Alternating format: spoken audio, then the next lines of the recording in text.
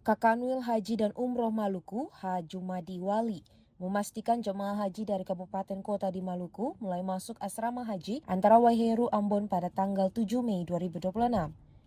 Ratusan jemaah haji Maluku ini dibagi dalam dua kloter penerbangan, yakni kloter 24 dan 26.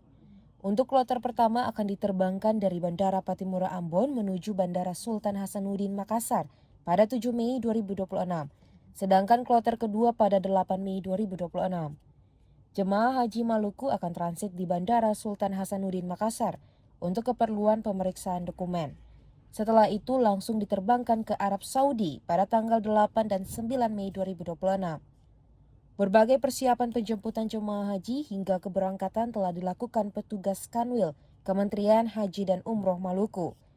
Diketahui jemaah haji Maluku tahun ini sebanyak 587 orang. Jumlah itu turun dari tahun sebelumnya yang mencapai 1.086 orang.